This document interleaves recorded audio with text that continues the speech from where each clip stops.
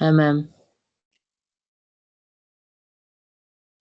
Last class हम लोग ये डेटर मेथड का इंट्रोडक्शन पढ़ लिया था कि डेटर मेथड्स में हमें क्या करना होता है, ठीक है। अच्छा, इसके बाद जो है इस मेथड में हम लोग फाइंड आउट करेंगे कौन कौन सा ट्रांजैक्शन डेटर अकाउंट में जाएगा और कौन सा डेटर अकाउंट में नहीं जाएगा, ठीक है। उसके पहले एक नोट लिखेंगे हम लोग। नोट में लिखना है transactions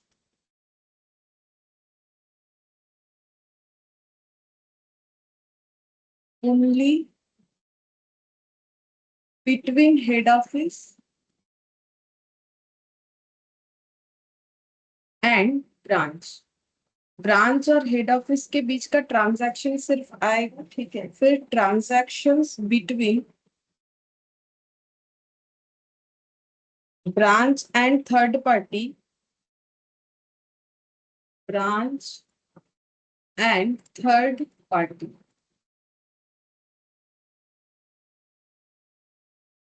will not be recorded, will not be recorded,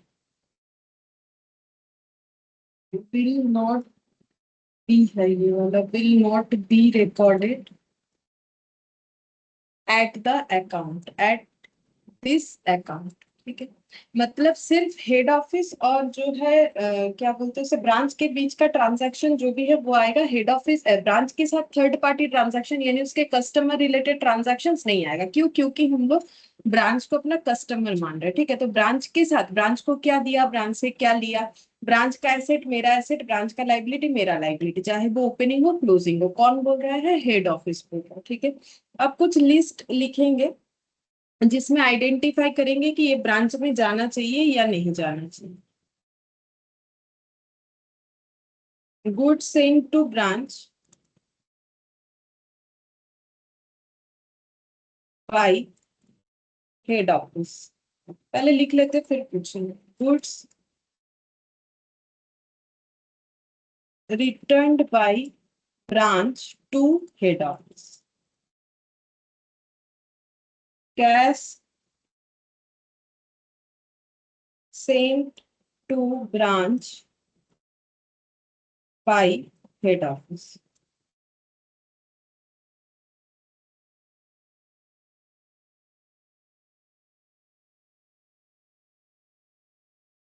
cash remitted by branch to head office. Goods sent by other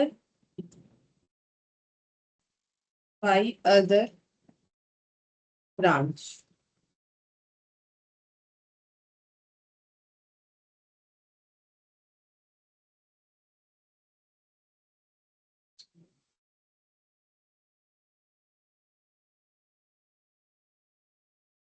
identify करना है कि ब्रांच अकाउंट में जाएगा कि नहीं जाएगा। ये सिर्फ इधर लिखेंगे ब्रांच अकाउंट। अब इधर लिखते हैं good send to branch, send to branch, remitted by branch data directly to head office, remitted by branch data directly to head office, directly to head office।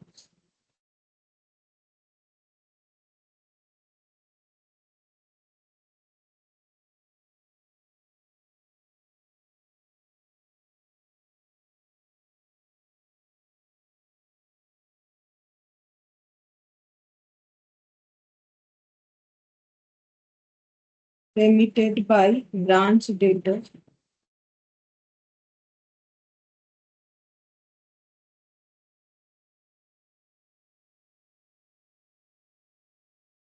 Directly. ये रेमिटेड लिखा था ना पहला वाला, इसको रिटर्न लिखना था।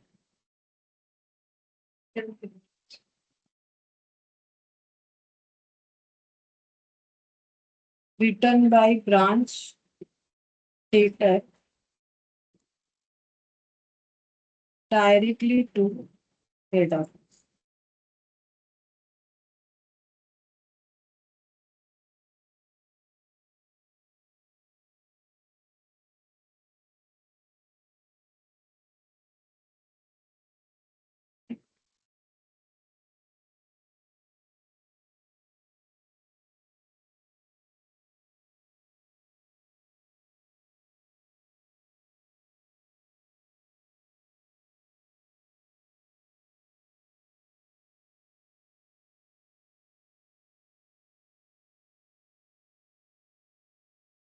ब्रांच एक्सपेंसेस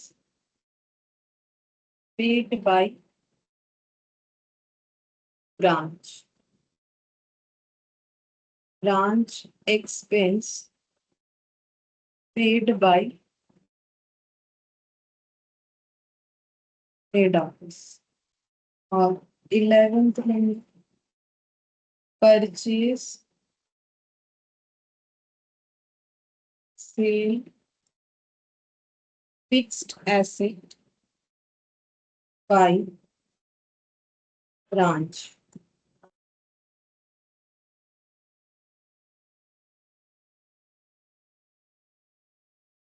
परचेज और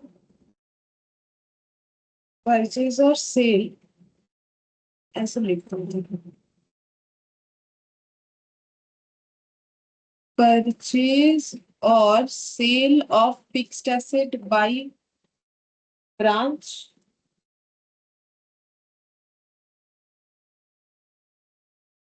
और एक लिख देते हैं purchase and sale of goods.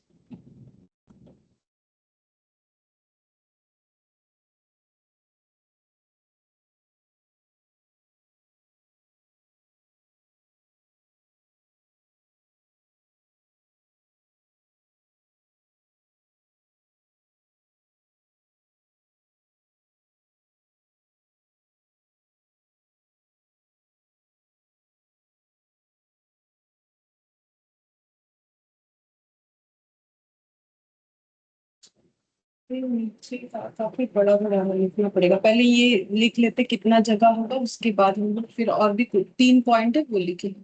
अच्छा, सबसे पहले goods send to branch by head office, तो ये हम लोग का आना चाहिए कि नहीं आना चाहिए? देखो वही वाला मैम आज ट्रांजैक्शन आएगा।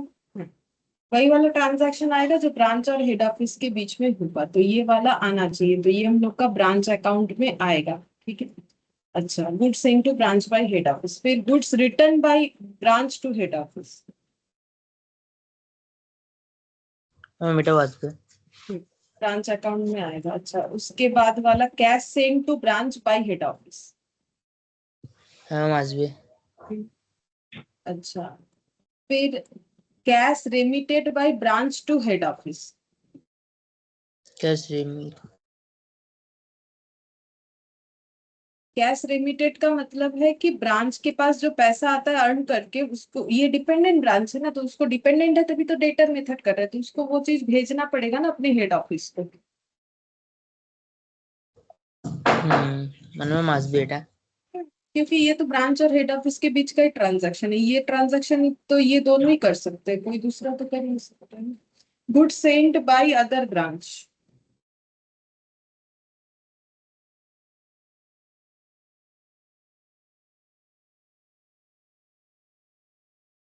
Goods sent by other branch का मतलब एक ब्रांच को दूसरा ब्रांच गुड्स भेज रहा है, तो क्या ये रिसीवर बेटा या आज भी गिवर? हाँ, ये लग सकता है नहीं आएगा, बट ये आएगा, इसका लॉजिक हम बता रहे। सही है कि ये ऐसे देखने से तो लगेगा क्यों आएगा, क्योंकि ये ब्रांच टू ब्रांच ट्रांजैक्शन है, इसलिए मैंने इसके ऊपर 2 स्टार दे दिया। अब मुझे एक चीज बोलो, एक ब्रांच दूसरे ब्रांच को गुड्स देने के लिए क्या अपने आप केपेबल है, या फिर ये डिपेंडेंट है, तो उसे हेड ऑफिस से परमिशन मिलता है तो ही वो करेगा, मतलब इंस्ट्रक्शन मिलेगा तो ही करेगा, या अपने आप कर सकता? ना मैम डिपेंडेंट ब्रांच तो ये हेड ऑफिस बोल रही तब अभी हाँ, अपने आप तो नहीं कर सकता है। तो इसका मतलब हेड ऑफिस कब किसी ब्रांच को दूसरे ब्रांच को देने के लिए बोलेगा, जैसे कि मान लो वो देख रहा है कि अगर हम भेजेंगे तो मेरा ट्रांसपोर्टेशन कॉस्ट ज्यादा लगेगा, या फिर मेरे पास है नहीं अवेलेबल, मैंने बोला भाई तुम भेज दो, दूसरे ब्रांच को बोला। तो एक्चुअली ट्रांजैक्शन होना किसके बीच में चाहिए था, हेड ऑफिस और ब्रांच के बीच में ही होना चाहिए था, ठीक है। लेकिन बाई चांस कोई भी रीजन से हेड ऑफिस ने दूसरे किसी ब्रांच को बोला कि भाई तुम भेज दो, ठीक है, तो एक्चुअली ट्रांजैक्शन किसके बीच में रिकॉर्ड होगा।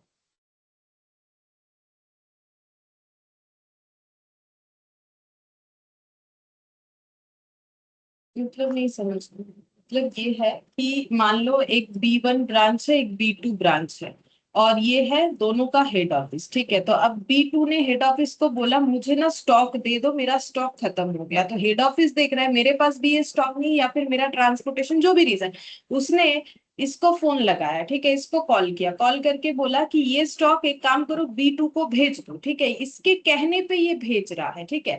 लेकिन B2 तो मांगा किससे था, उसने तो हेड ऑफिस से मांगा था, तो उसके पास किसी से भी आए वो तो यही मानेगा ना कि मुझे हेड ऑफिस से नहीं दिया है, अब वो किसी को भी बोल के दिलवाए, उससे क्या फर्क पड़ता है ना।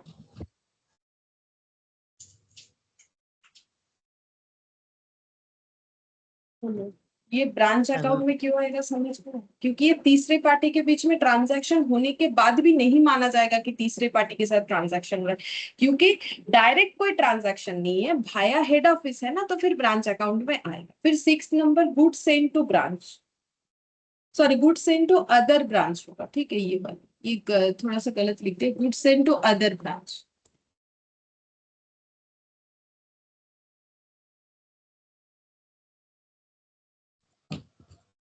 ये वाला इसी के जैसा ही तो है, इसके जैसा ही है। तो ये goods sent by other branch था, ये good sent to other branch है, मतलब जैसे B1 ने B2 को भेजा।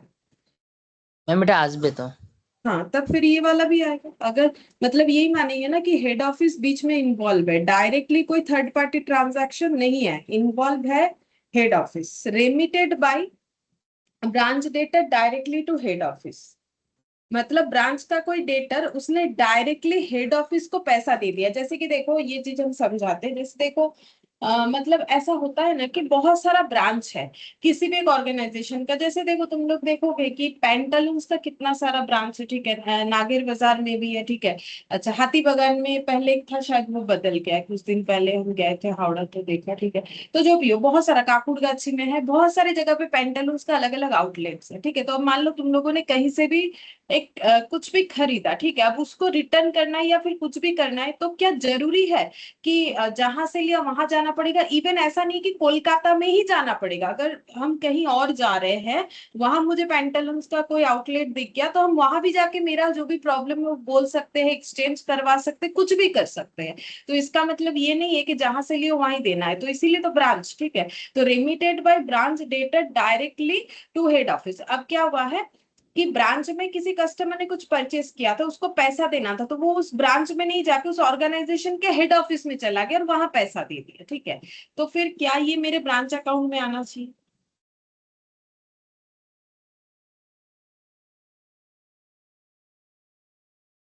देखो ये वाला और ये वाले में फर्क क्या है, ये फोर्थ नंबर वाला, ये फोर्थ नंबर वाला और इसमें फर्क क्या है। এইটার এটাতে তফাৎ। ম্যাম 4 নম্বরটাতে হচ্ছে ব্রাঞ্চের কাছে টাকা ছিল, ব্রাঞ্চ মানে সরাসরি হেড অফিসকে দিয়েছে। হুম। আর এটা আর ব্রাঞ্চের টাকাটাই তো ব্রাঞ্চ কাছে এলে তো ব্রাঞ্চ হেড অফিসকেই দিত, কিন্তু কাস্টমারটা ডাইরেক্টলি হেড অফিসে চলে গেছে।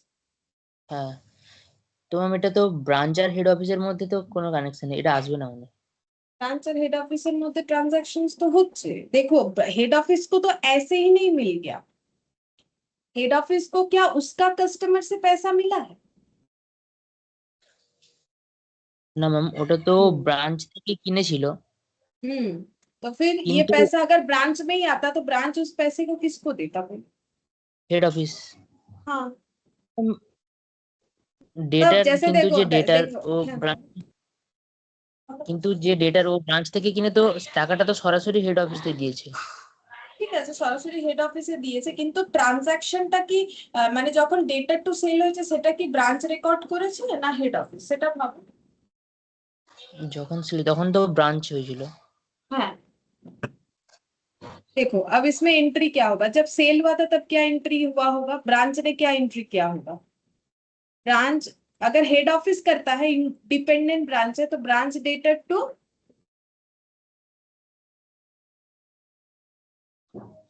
मतलब पैसा रिसीव का एंट्री तो बाद में करेंगे ना, पैसा तो हेड ऑफिस ले रहा है, तो सेल का एंट्री क्या होता है, branch dated to branch stock. मतलब अगर हम स्टॉक डेटर मेथड वाला बोल रहे हैं, ठीक है। अच्छा अब जब पैसा रिसीव होगा, ब्रांच कैश, ब्रांच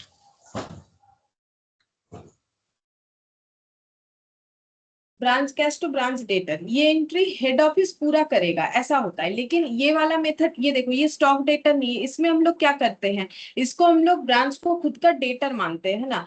तो फिर ब्रांच से जो लिया, ब्रांच से जो दिया, ठीक है। अब देखो यहाँ पर बोल रहा है remitted by branch debtor directly to head office. अच्छा इस एंट्री को अगर हम सिंपल तरीके से ही करते हैं, चलो कोई मेथड नहीं लगाते, नॉर्मल तरीके से करते, तो सेल ब्रांच ने किया तो ब्रांच ने एंट्री किया होगा डेटर टू सेल्स बोल के, हम नॉर्मल बता रहे, ठीक है। अब पैसा जब रिसीव हुआ तब हेड ऑफिस के पास वो कस्टमर चला गया, ठीक है।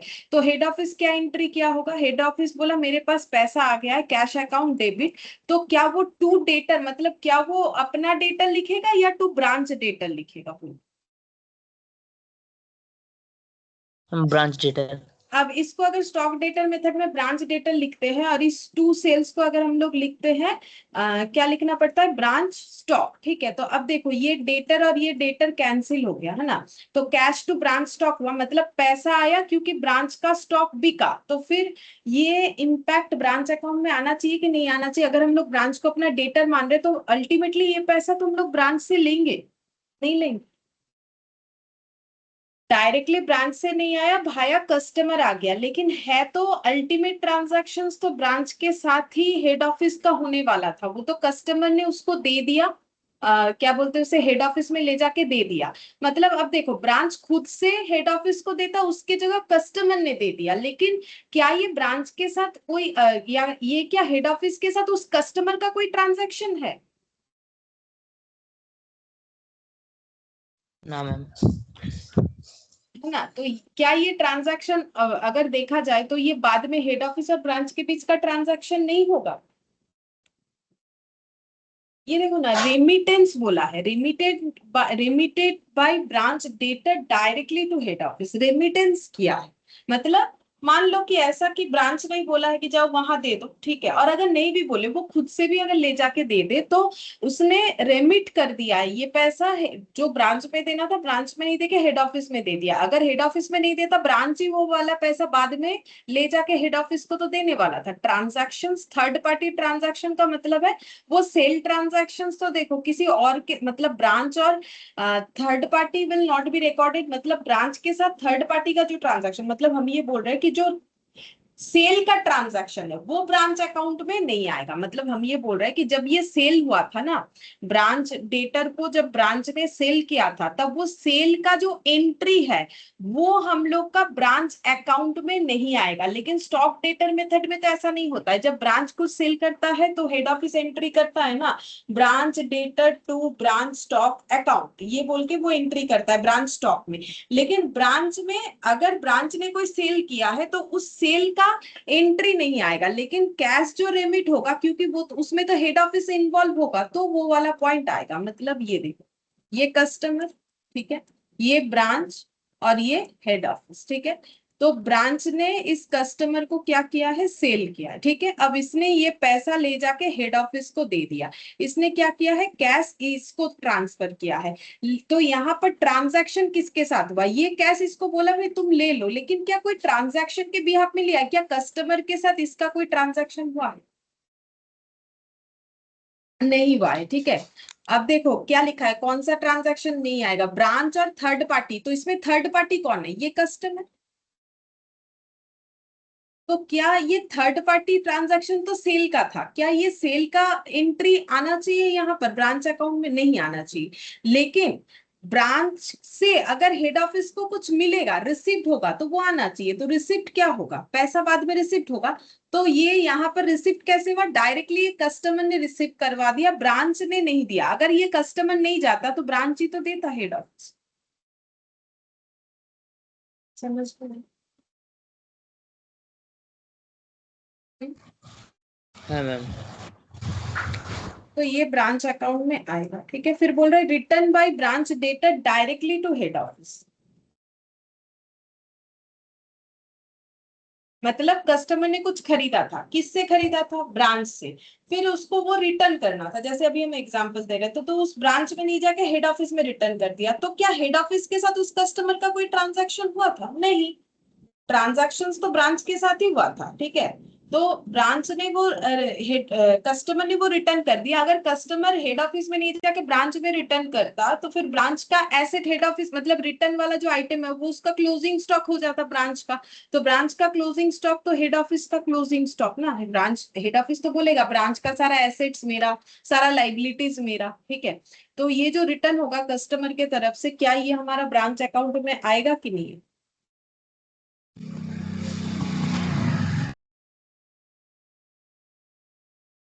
मैम आज बोलो। भी तो। आज रेमिटेंस जैसा ही है ना, रेमिटेंस की जगह रिटर्न है, ठीक है। रेमिटेंस की जगह रिटर्न। अच्छा, फिर बोल रहा है branch expenses paid by branch. बेटा आज भी ना। नहीं, ये नहीं आएगा। ये सही है कि ब्रांच का खर्चा ब्रांच खुद पे कर रहा है, तो इंडिपेंडेंट। इस, हाँ। मतलब इंडिपेंडेंट का बात नहीं, कभी कभी क्या होता है ना, डिपेंडेंट ब्रांच को भी थोड़ा थोड़ा क्या दिया जाता है, थोड़ा थोड़ा मैंने। फ्रीडम दिया जाता है ना, कि भाई तुम थोड़ा खर्चा पे कर देना, हम पे कर देंगे, ऐसा थोड़ा रिस्पॉन्सिबिलिटी उसको दे सकते, ठीक है।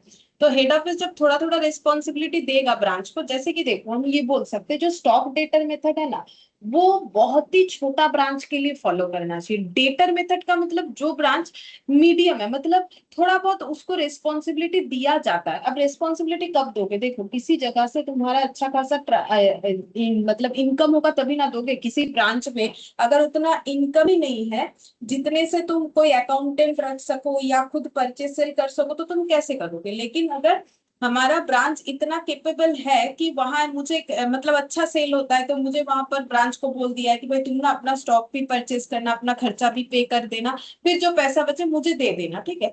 तो डेटर मेथड मतलब हम लोग बोल सकते हैं जो ब्रांच इंडिपेंडेंट नहीं है, लेकिन मतलब डिपेंडेंट से थोड़ा फ्रीडम उसके पास है। डिपेंडेंसी है, जैसे कि तुम लोग बहुत छोटे थे, थोड़े बड़े हो गए, ठीक है। जैसे मैंने बोला था कि हाथ पकड़ के रास्ते में चलना पड़ता है, तो बहुत छोटे हो, ठीक है। उसके बाद क्या हो गया, हाथ नहीं पकड़ना पड़ता बट ऑब्जर्व करना पड़ता है, ठीक है। उसके बाद तो देखो कुछ नहीं करना पड़ता है, आराम से जाते हो बस में, कौन सा बस में चढ़ना है, क्या करना है, सब पता होता है। तो वैसे ही तो हम ये बोल सकते हैं कि डेटर मेथड का मतलब ब्रांच थोड़ा सा इंडिपेंडेंट जैसा है, मतलब इंडिपेंडेंट नहीं है बट अपना काम थोड़ा बहुत खुद रिस्पॉन्सिबिलिटी लेने के लिए केपेबल है। तो ब्रांच एक्सपेंसेस, अगर ब्रांच खुद ही अपना एक्सपेंसेस पे कर रहा है तो ये ब्रांच अकाउंट में कभी नहीं आएगा, क्योंकि ब्रांच अकाउंट में क्या आता है, ब्रांच अकाउंट में हेड ऑफिस और ब्रांच के बीच का ट्रांजैक्शन। तो ये हेड ऑफिस ब्रांच के बीच का ट्रांजैक्शन नहीं है, ब्रांच का जो खर्चा है।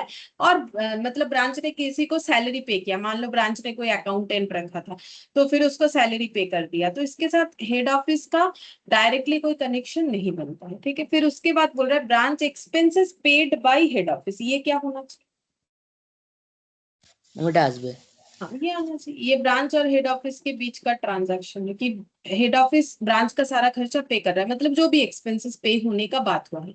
परचेज और sale of fixed asset by branch, branch अगर अपना स्टॉक खुद परचेज कर रहा है और सेल भी करता है, अपना मैम स्टॉक आज भी। बोल रहा है, अपना एसेट, नहीं आएगा ये ब्रांच अकाउंट में, ठीक है। खुद से खरीद रहा है। और purchase and sale of goods, एक ही बात है, फिक्स्ड एसेट जैसा ही ये वाला भी होगा, ये वाला नहीं आएगा, ठीक है।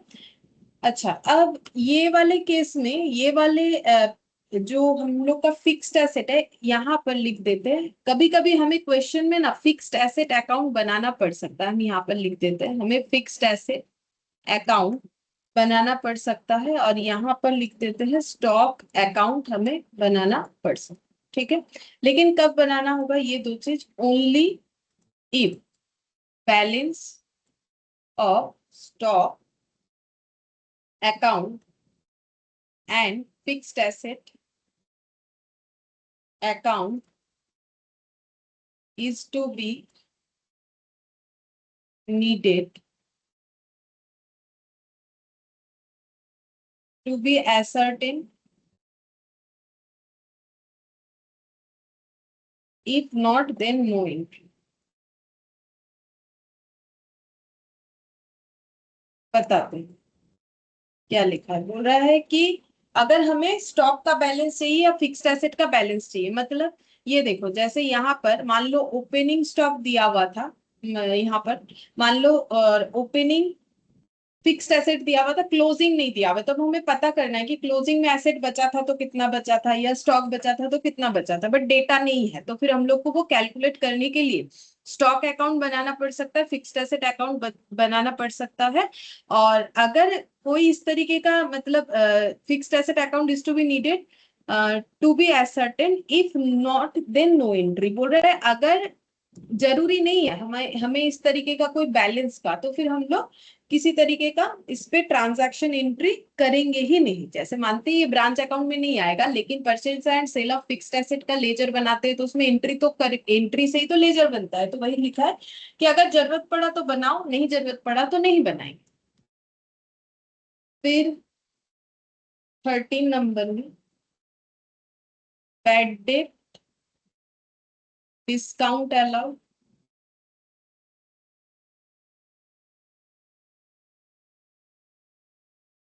Sales return to branch,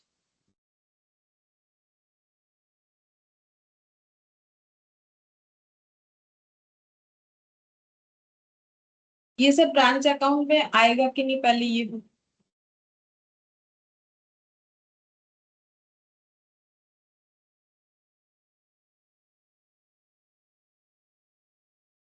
bad डेप्ट हुआ है या फिर कस्टमर को डिस्काउंट दिया है या कस्टमर ने सेल्स रिटर्न कर दिया है, तो क्या ब्रांच में हुआ है ये सारी चीज, तो क्या ये ब्रांच अकाउंट में आएगा कि नहीं आएगा। ওটা আসবে না। ये ब्रांच अकाउंट में नहीं आएगा क्योंकि ब्रांच के साथ कस्टमर का हेड ऑफिस का इससे कोई लेना देना नहीं है, लेकिन ये सब इंफॉर्मेशन रहने से हम लोग डेटर अकाउंट ओपन कर सकते हैं अगर हमें जरूरत पड़ा तो। अब डेटर अकाउंट कब ओपन करोगे, only if balance of debtor is needed to be ascertained.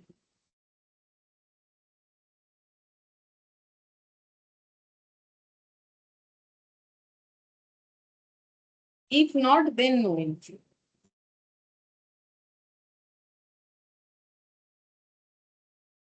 अगर किसी तरीके से डेटर का बैलेंस निकालने का कोई जरूरत पड़ा तो ठीक है, तो हम लोग डेटर अकाउंट बनाएंगे, तब ये वाला ट्रांजैक्शन हमारे काम आएगा। मान लो क्वेश्चन में ये दिया हुआ है, हम लोग को डेटर मेथड बोले, तो हम लोग तो बोलेंगे ये हमारे किसी काम का नहीं।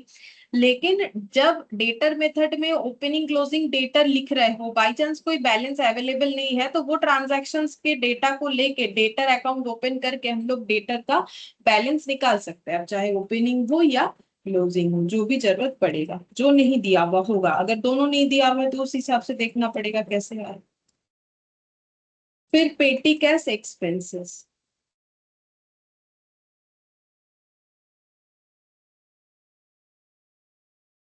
Under impressed system.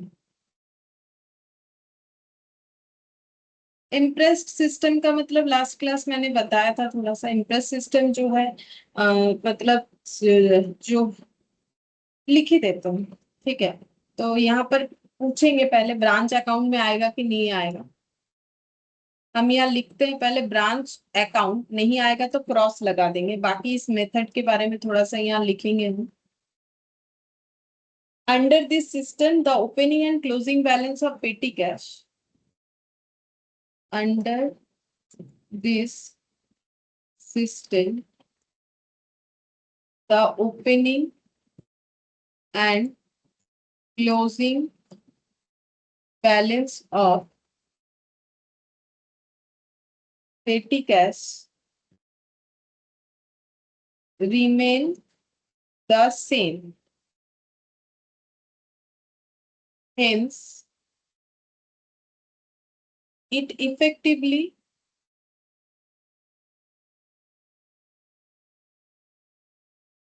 means that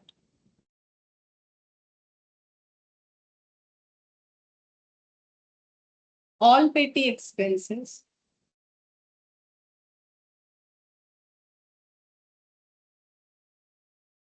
paid off by the head office.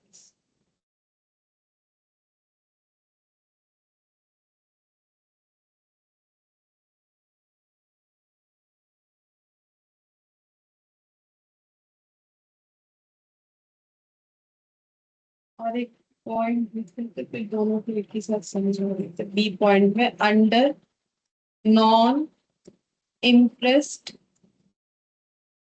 System branch account में आएगा कि नहीं वो पूछना है। लिख दिया है, नहीं आएगा तो क्रॉस लगा देंगे। और उसके बाद इस मेथड के बारे में लिखेंगे under this system since balance of cash change under this system since balance of cash change, it is assumed that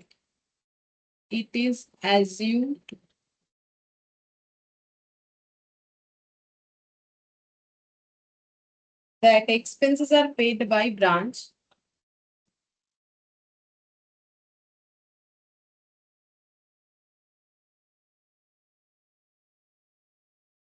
itself, hence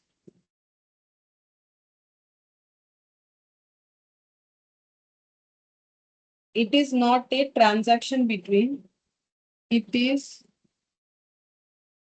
not a transaction between head office and branch.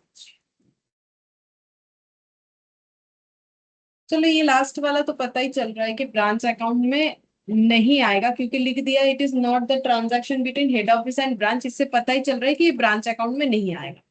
तो देखो पेटी cash expenses जो है इसका मतलब होता है छोटा मोटा एक्सपेंसेस जिसके लिए दो मेथड फॉलो कर सकता है ऑर्गेनाइजेशन। एक होता है इम्प्रेस सिस्टम, एक होता है non impressed system. Impress system में क्या होता है, एक सीनियर कैशियर होता है, ठीक है, वो अपने जूनियर कैशियर को पेटी कैश संभालने का रेस्पॉन्सिबिलिटी देता है। तो वो क्या बोलता है, लो भाई ये 1000 रुपए रखो, कितने दिन के लिए, मान लो बोल दिया 15 डेज के लिए।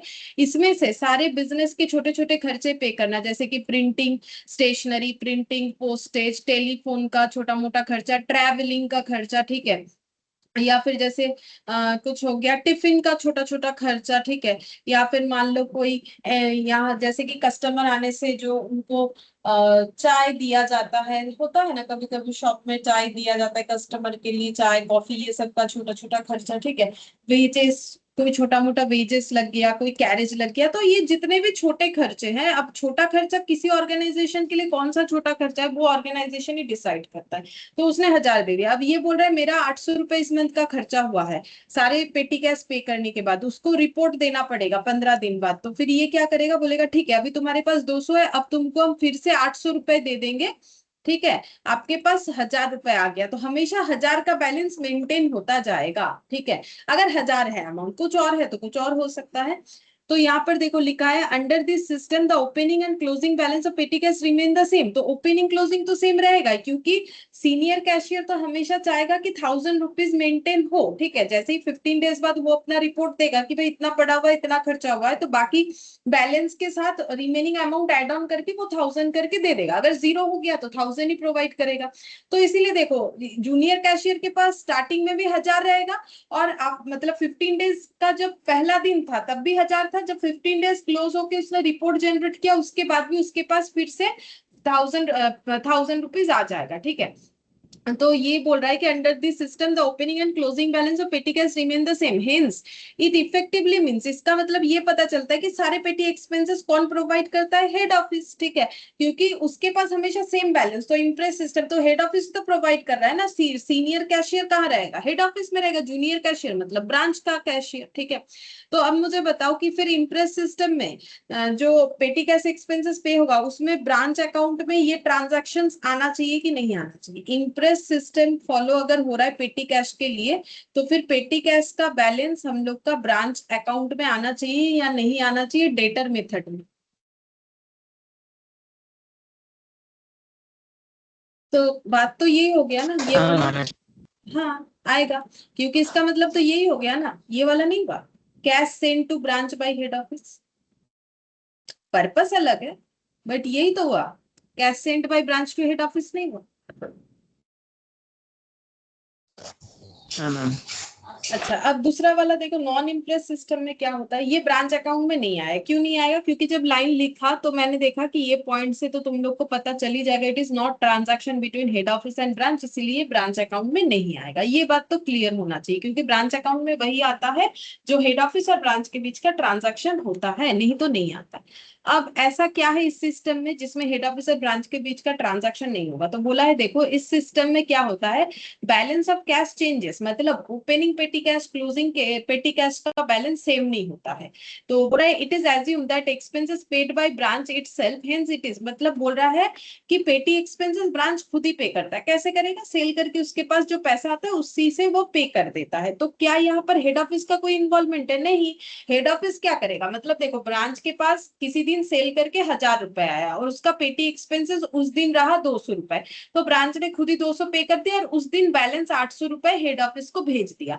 तो हेड ऑफिस के साथ ब्रांच का ट्रांजैक्शन कितने रुपए का हुआ? रेमिटेंस का 800 रुपए का। लेकिन ये 200 रुपए का ट्रांजैक्शन तो ब्रांच के साथ दूसरे, मतलब पेटी एक्सपेंसेस का हुआ, जो कि उसने किसी अलग अलग जगह पे किया होगा, जैसे किसी को वेजेस दिया होगा, किसी को कैरेज का दिया होगा। तो ये 200 रुपए का जो ट्रांजैक्शन है, ये तो ब्रांच के लिए थर्ड पार्टी हो गया, ठीक है, ये ब्रांच है। और जो पैसा बचा वो रेमिट कर दिया हेड ऑफिस को, तो ये रेमिटेंस वाला ट्रांजैक्शन ब्रांच और हेड ऑफिस के बीच का है। तो अगर नॉन इंटरेस्ट सिस्टम है तो ब्रांच और हेड ऑफिस में नहीं आएगा। कैसे पता चलेगा? ओपनिंग क्लोजिंग कैश पेटी कैश का बैलेंस अलग अगर दिख रहा है क्वेश्चन में तो नॉन इंटरेस्ट है, और अगर सेम दिख रहा है तो इंटरेस्ट है। बोलो, इतना समझ में आया तो फिर हम लोग क्वेश्चन कर पाए।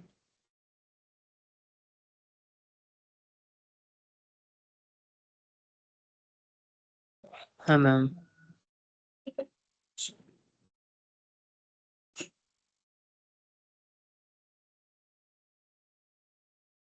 यहाँ से करते हैं, ये पहला छोटा छोटा एग्जाम्पल है, इससे करते हैं। बोल रहा है कि XP Limited open a branch at Delhi and sent goods costing 50,000 to Delhi branch. Delhi branch sold entire goods on credit at 62,000. No other transaction accrued at the branch.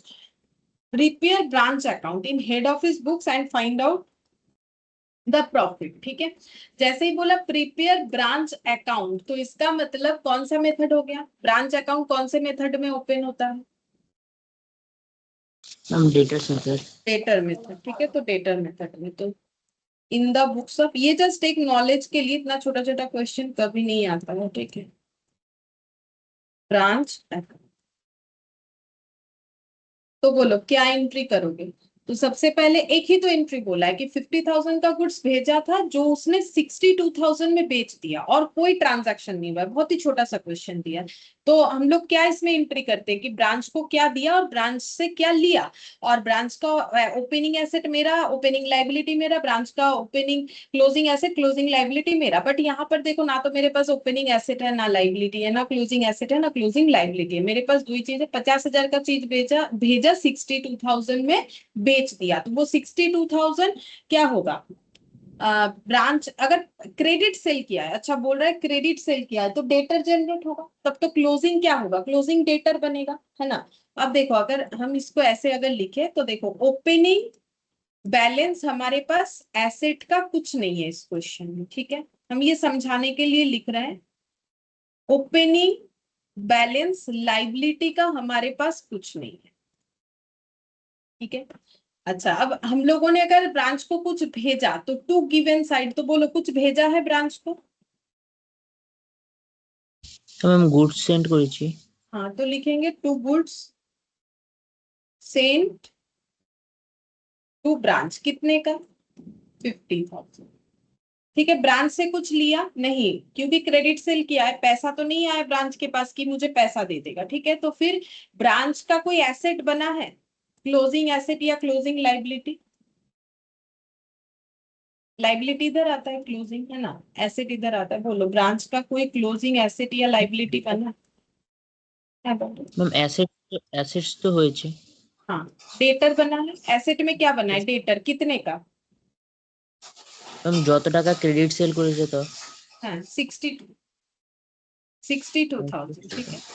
अच्छा, क्या क्लोजिंग कोई लाइबिलिटी था? नहीं था। देखो ये सब हमारे पास क्वेश्चन में नहीं था, ठीक है। तो अब क्या निकलता है? ओवरऑल डिफरेंस प्रॉफिट या लॉस का निकलता है। तो वो क्या क्यों निकलता है? क्योंकि ओवरऑल एसेट और लाइबिलिटी के डिफरेंस में आता है। तो मेरा ओपनिंग, मेरा स्टॉक था, डेटर बना स्टॉक, ठीक है। तो ओपनिंग एसेट मेरा क्या था? ओपनिंग एसेट मेरा कम था, क्लोजिंग एसेट बढ़ा, तो प्रॉफिट ही होगा।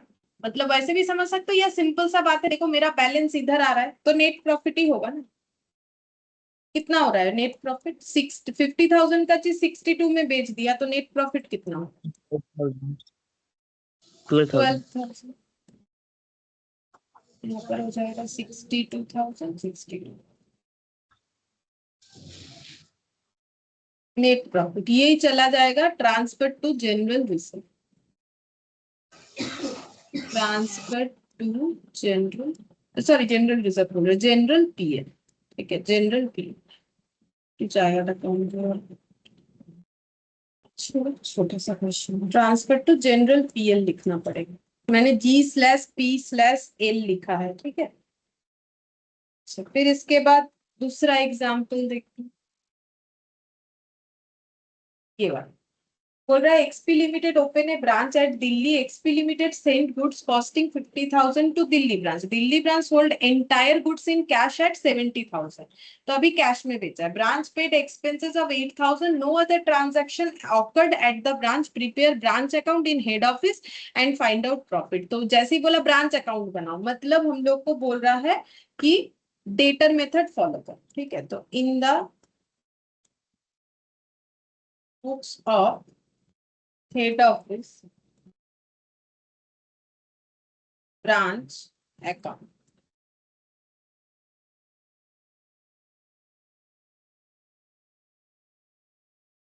तो हम और नहीं लिख रहे ओपनिंग, वो हाइफन वाइफन देके ओपनिंग तो कुछ है नहीं। सबसे पहले गुड्स सेंड हुआ है तो ये लिखेंगे to goods send to branch, और ये ब्रांच और हेड ऑफिस के बीच का ट्रांजैक्शन है तो फिर ये तो आएगा, ठीक है। अच्छा, फिर कैश सेल किया है तो बोलो कैश सेल किया है और ब्रांच में क्या बचा? कैश सेल किया है कितने का? 70,000। तो कैश सेल जब हुआ है तो सेल तो कस्टमर को हुआ है, ये तो थर्ड पार्टी ट्रांजैक्शन हो गया ब्रांच के साथ। हेड ऑफिस का डायरेक्ट ये कोई ट्रांजैक्शन नहीं है, लेकिन हेड ब्रांच क्या करेगा? 70,000 हेड ऑफिस को रिम्बर्स करेगा। लेकिन क्या वो 70,000 कर सकता है? क्योंकि वो तो खुद का खर्चा 8,000 पे कर रहा है, वो भी थर्ड पार्टी ट्रांजैक्शन है। देखो 70,000 जो जनरेट हुआ वो ब्रांच और थर्ड पार्टी ट्रांजैक्शन की वजह से हुआ। 8,000 जो एक्सपेंस हो गया वो भी ब्रांच और थर्ड पार्टी ट्रांजैक्शन के लिए हो गया। तो फिर क्या ये सारे पैसे का इम्पैक्ट हेड ऑफिस और ब्रांच के बीच में कोई ट्रांजैक्शन में नहीं आएगा? आएगा ना, रेमिटेंस में। तो बोलो ब्रांच कितना रेमिट कर सकता है?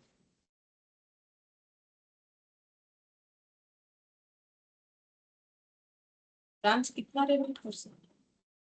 70,000 में से 8,000 कैश, वो 8,000 का एक्सपेंसेस पे करेगा, बाकी पैसा रेमिट करेगा ना।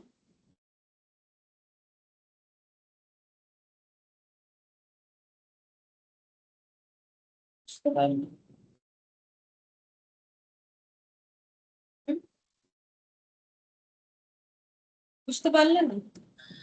मैम এখানে যে বলেছে যে কত বলেছে থেকে? Delhi branch sold entire goods in cash.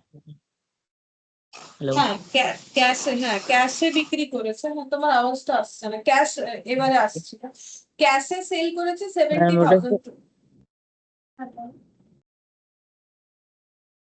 আসছে। ম্যাম বলছি ওটা তো ডেইলি ব্রাঞ্চ ওর কোনো একটা ডেটার্স কে তো মানে সেল করেছে। হ্যাঁ, এবার এটা থার্ড বলেছে যে পার্টি ব্রাঞ্চ পেড, ট্রানজাকশন। হুম। হ্যাঁ তারপর বলেছে ব্রাঞ্চ পেড এক্সপেন্সেস অফ এত, মানে এটা কোন ব্রাঞ্চ? মানে এখানে তো দুটো ব্রাঞ্চ আছে, না না, ওই ব্রাঞ্চ না, মানে ওই ডেইলি ব্রাঞ্চ ব্রাঞ্চের না। কথাই বলছে এখানে। হ্যাঁ। আচ্ছা, ব্রাঞ্চ পেড এক্সপেন্স।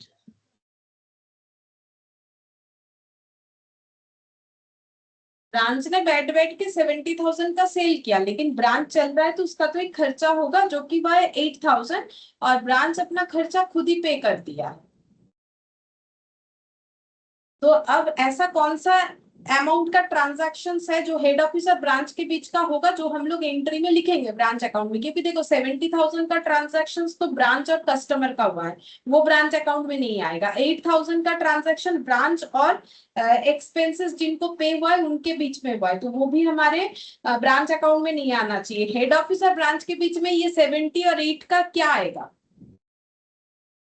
ब्रांच की तरफ। 70,000 আর 8,000, 70,000 আর 8,000 বাদ দিয়ে যেটা ওটা হেড অফিসের সাথে হবে। हाँ, रेमिटेंस कितना रेमिट करेगा फिर? 62। 62, ठीक है। तो फिर हेड ऑफिस क्या बोलेगा? हेड ऑफिस बोलेगा ब्रांच का एक क्लोजिंग एसेट है जिसका नाम क्या है? कैश, वो मुझे मिलेगा। तो कितना हो जाएगा? 62,000। अब हेड ऑफिस बोलेगा इस ब्रांच को ओपन करके मेरा कितना प्रॉफिट है? 12,000।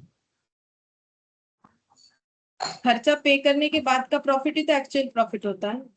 अब वो थोड़ी बोल सकता है कि भाई 12,000, क्या बोलते हैं उसे, 70,000 में बेचा 50,000 का चीज, लेकिन खर्चा भी तो हुआ, तो फिर 8,000 तो माइनस होगा ना। ये तो जीपी है, हमें तो एनपी चाहिए।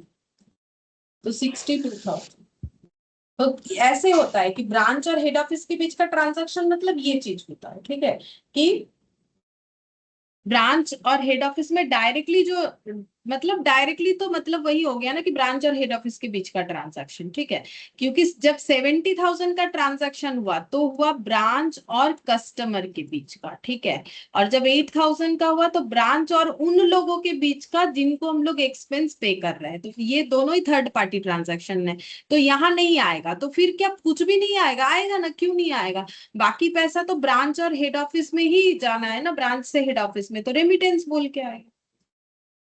अच्छा, अब देखो यहाँ पर और एक क्वेश्चन थोड़ा सा ज्यादा है, इसमें डेटा बोल रहा है प्रिपेयर ब्रांच अकाउंट। जैसे ही बोला प्रिपेयर ब्रांच अकाउंट तो डेटर मेथड करने के लिए बोला find out profit earned by branch if transaction are as under goods send to branch, furniture send to branch at the beginning of the year. फिर बोला है credit sales at branch, bad debts, other information में closing stock at branch, closing debtor, furniture after depreciation at the rate of 20%। ये हम लोग को दिया हुआ है, हम लोग को कैलकुलेट करके बताना। Example 3 in the books of head office, branch account। एक एक करके पूछ लेते। सबसे पहले बोला है गुड सेंड टू ब्रांच, तो उसको कैसे लिखेंगे? To goods send to branch 50,000।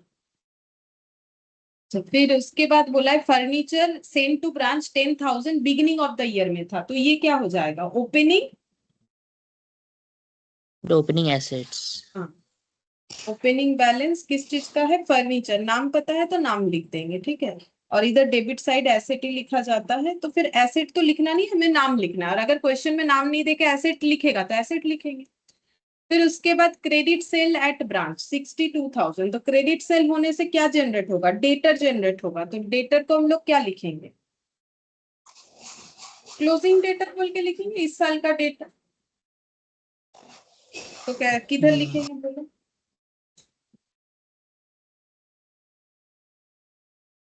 ওটা ক্রেডিট সাইড।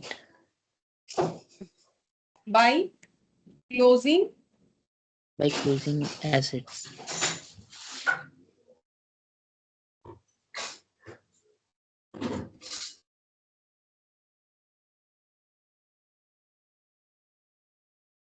अच्छा, डेटर लिखेंगे। अब बैड डेप्ट भी है, तो डेटर से रिसीवेबल कितना होगा? अगर मुझे पहले से ही पता है कि 1,000 बैड डेप्ट है, तो डेटर कितना लिखे हम? 62 या कुछ और?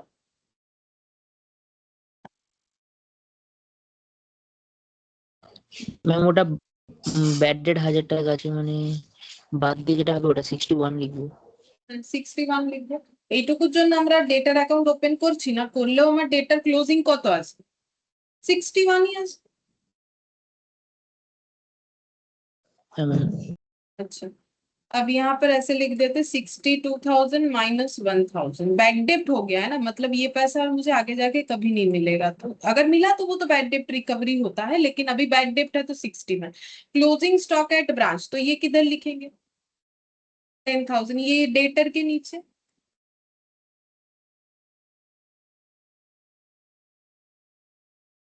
अच्छा, और बोला है क्लोजिंग डेटर के बाद फर्नीचर आफ्टर डिप्रिशिएशन 8,000, तो इधर क्लोजिंग फर्नीचर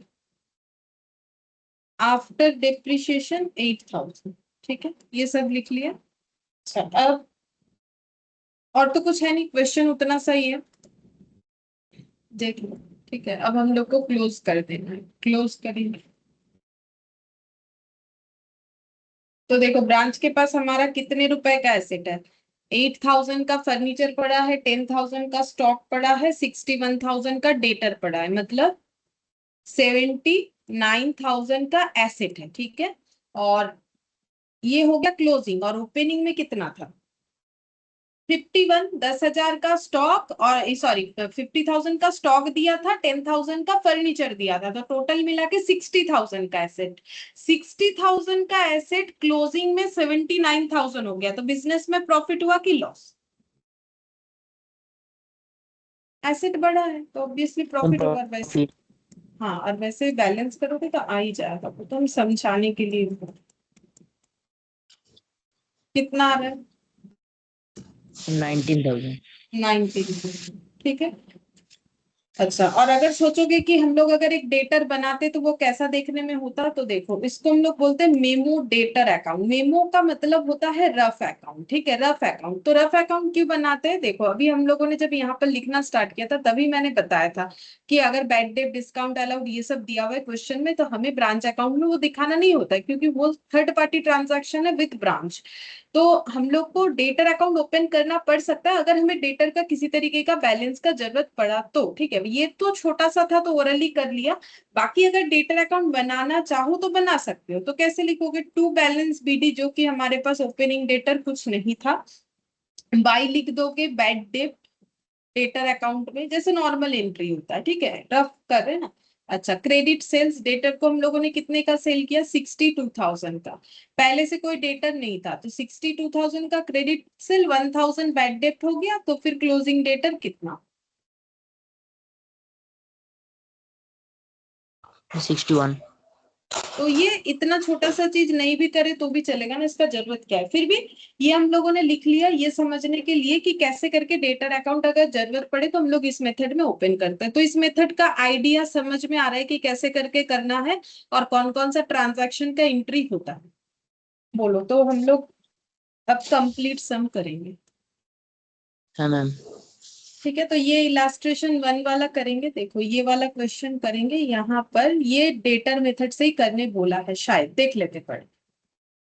बोल रहा है कि Buckingham brothers Bombay have a branch at Nagpur, they send goods at cost to their branch at Nagpur. अभी तक नहीं समझ में आ रहा कौन सा मेथड। ठीक है, however direct purchase are also made by the branch for which payment are made at head office. मतलब बोल रहा है कि देखो, हेड ऑफिस बॉम्बे में है, नागपुर में इनका ब्रांच है, तो हेड ऑफिस से ब्रांच में नॉर्मली गुड्स भेजा जाता है, बट ये भी इंस्ट्रक्शन है जरूरत पड़े तो ब्रांच खुद भी खरीद लेता है। ठीक है, direct purchase are also made by branch for which payment are made at head office. लेकिन मतलब नागपुर में भी अगर स्टॉक है तो खरीद सकता है ब्रांच, बट उसका पेमेंट हेड ऑफिस ही करेगा। इससे क्या पता चलता है, डिपेंडेंट की इंडिपेंडेंट? पहले तो ये सोचना है, फिर मेथड। बेटा डिपेंडेंट। हाँ, क्योंकि हेड ऑफिस खर्चा पे करेगा पूरा। All the daily collection are transfer from branch to head office. Branch सारा खर्चा, जो भी इनकम होता है, कलेक्शन, ठीक है, जो भी इनकम होता है वो ब्रांच हेड ऑफिस को दे देता है रोज का रोज। From the following prepare Nagpur branch account. जब जैसे ही बोला Nagpur branch account in the books of head office by debtor method, अगर ये बाई डेटर मेथड वाला पॉइंट नहीं भी रहता तो क्या देख के पता चल रहा है कि ये मुझे डेटर मेथड से ही बोला है? क्या देख के पता चलेगा? Branch account. ब्रांच। ठीक है, क्यों? ये सब चीज ना ध्यान में रखो, क्योंकि ऐसा होता है कि ब्रांच में बहुत सारा मेथड है, सब पढ़ लेते हैं, फिर उसके बाद ये नहीं समझ में आएगा मतलब आना चाहिए। देखो हम तो बार बार बोल रहे हैं, फिर भी बहुत से लोग ऐसा कर लेते हैं कि ये नहीं समझ में आता है उनको उसके बाद कि फिर ये कौन सा मेथड होगा, ये डिपेंडेंट है कि इंडिपेंडेंट, ये तो मुझे नहीं समझ में आ रहा है। बट ऐसा नहीं होना चाहिए। देखो हम सारा चीजें बताते रहते हैं, ठीक है। तो तुम लोग को वो पॉइंट तो समझना पड़ेगा ना जो हम बता रहे हैं, कि क्या देख के समझोगे। अगर वो नहीं समझने का कोशिश करोगे तो फिर कैसे हो। Bombay, Nagpur branch.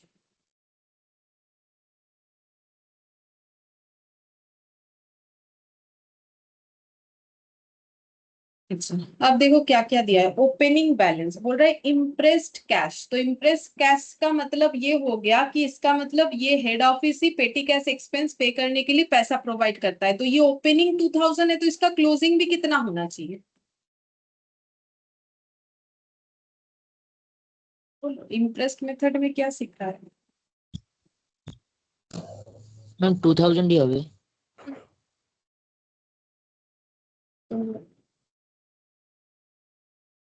Interest cash 2000, उसके बाद ओपनिंग का क्या है, डेटर है, स्टॉक है, सन्ड्री डेटर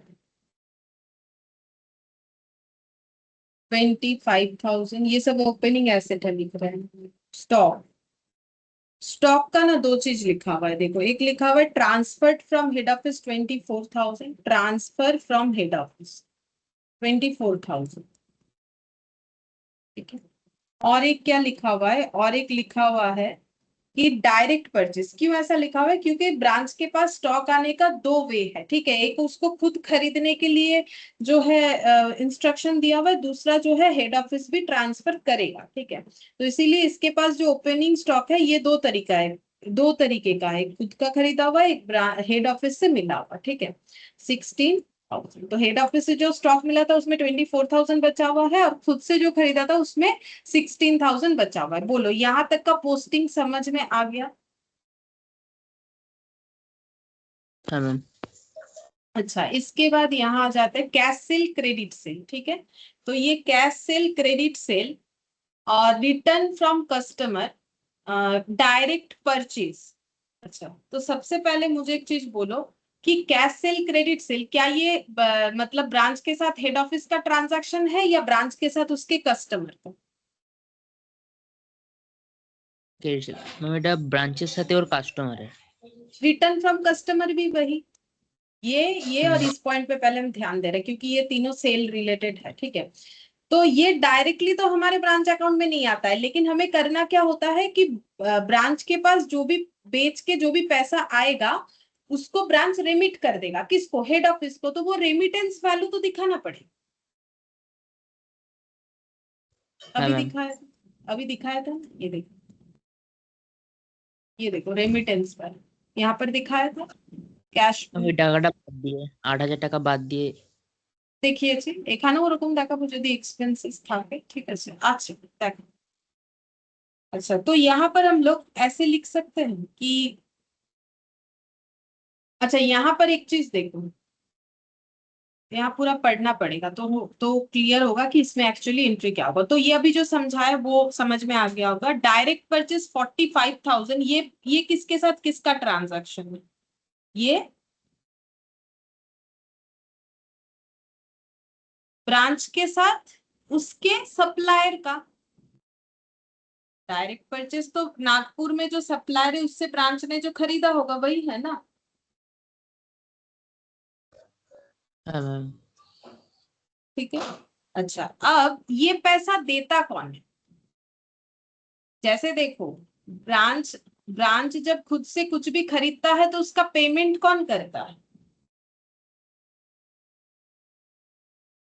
ম্যাম ব্রাঞ্চ নিজেও করতে পারে বা হেড অফিসও না, নিজে করতে করতে পারবে পারে। না, দেখো বলে দিয়েছে কিনতে পারবে, বলেছে direct purchase are also made by branch for which payments are made at head office. Head office payment করবে मतलब হেড অফিস।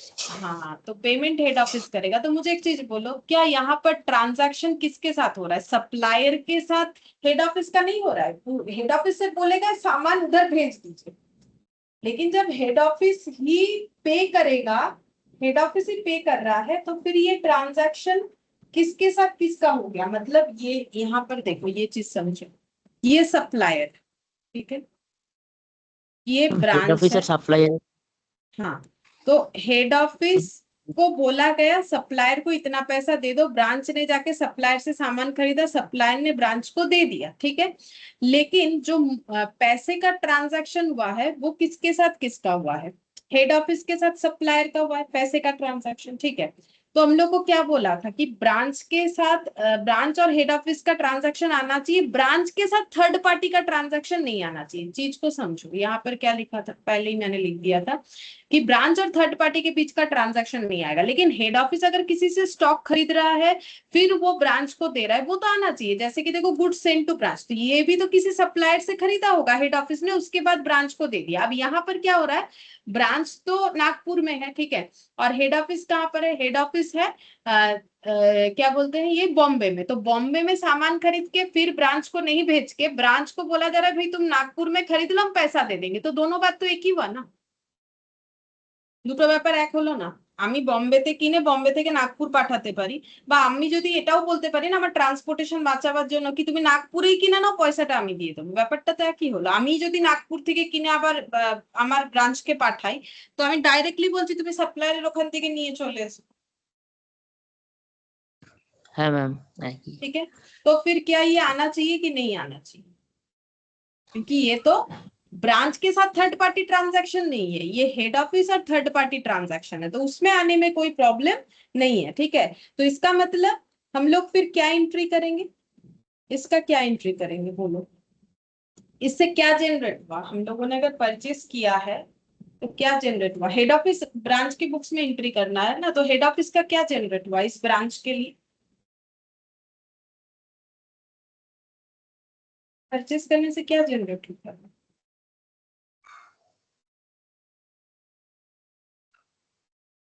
परचेस बोले क्रेडिटर। क्रेडिटर। तो क्रेडिटर क्या होगा, क्रेडिटर बढ़ रहा है तो डेबिट होगा कि क्रेडिट, लायबिलिटी क्रेडिट साइड। तो क्या लिखना पड़ेगा, टू क्रेडिटर, डायरेक्ट परचेस 45। तो जैसे to goods send to branch होता है उसके जगह टू क्रेडिटर हुआ, ब्रांच को अपने यहाँ से गुड्स नहीं भेजा, नागपुर के किसी सप्लायर से गुड्स भिजवा दिया, ठीक है, एक ही बात है दोनों का मतलब।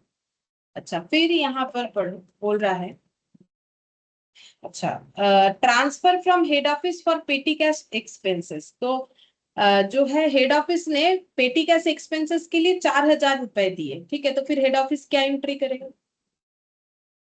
ब्रांच तो डेटर है, जैसे ब्रांच को डेटर की तरह ट्रीट करो, तो डेटर को पैसा दे रहे हो तो क्या एंट्री, कैसे एंट्री करोगे, डेटर को पैसा दे रहे हो तो क्या एंट्री है बोलो, ওটা head office expense account debit two আগে বলো ব্রাঞ্চ পয়সা চলে যাচ্ছে কি হবে, পয়সা তো চলে যাচ্ছে, ट्रांसफर फ्रॉम हेड ऑफिस।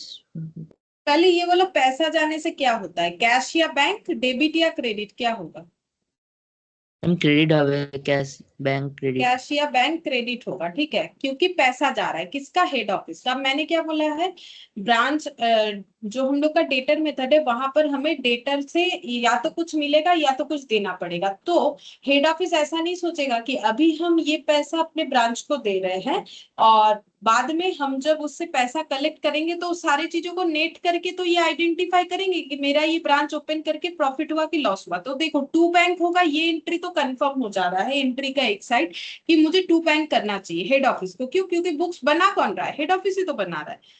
तो अब डेबिट होने को क्या होगा, मेरे पास तो एक ही अकाउंट है नागपुर ब्रांच, तो हम उसको लिखेंगे क्या, ब्रांच अकाउंट डेबिट टू,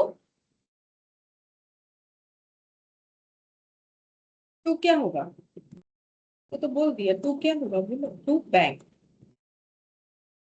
पेटी कैश एक्सपेंस, ठीक है।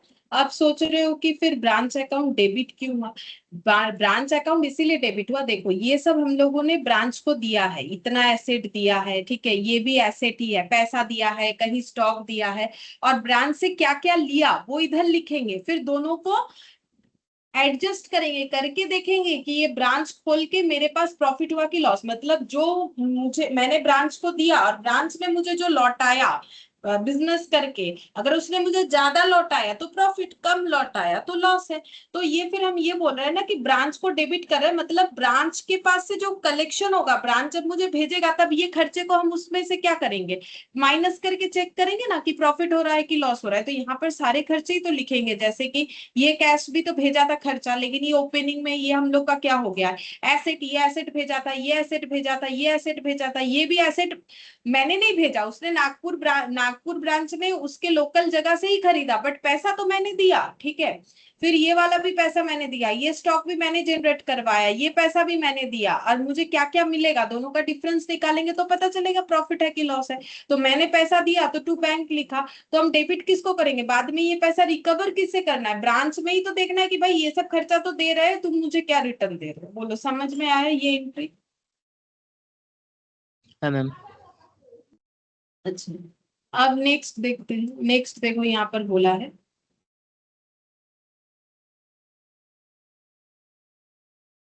यहाँ पर आ सकते हैं, बोल रहा है बैड डेप्ट, तो बैड डेप्ट कौन किया होगा, तो हम लोग तो नागपुर ब्रांच का बैड डेप्ट रिकॉर्ड कर रहे हैं ना, तो बैड डेप्ट किसने किया। नागपुर ब्रांच ও কিছু সেল করেছিল, है টাকা और দেয়নি। बैड डेप्ट होता है। डेटर्स तो ये किसके बीच का ट्रांजैक्शन हो गया, डेटर्स আর नागपुर ब्रांच। तो क्या ये हमारा डायरेक्टली इसमें आना चाहिए ब्रांच ना मैम। अकाउंट में, नहीं आएगा। तो ये डेटर अकाउंट में हम लोग लिख सकते हैं, लिखने को, ठीक है। तो बैड डेप्ट क्या लिखोगे डेटर अकाउंट में, बाई बैड डेप्ट कितना 1000।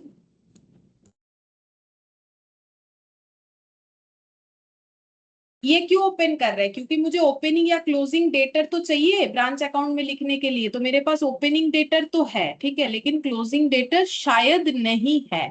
कैसे पता चलेगा, देखो यहाँ पर दिखा देते हैं कि नहीं है। यहाँ पर क्लोजिंग में डेटर क्वेश्चन मार्क, कैश भी क्वेश्चन मार्क, पेटी कैश एक्सपेंसेस एक दे रखा है, ठीक है। तो इसका मतलब जो इन्फॉर्मेशन दे रखा है कुछ ना कुछ मिसिंग जरूर होगा। फिर डिस्काउंट टू कस्टमर क्या लिखोगे, बाई बाय डिस्काउंट अलाउड।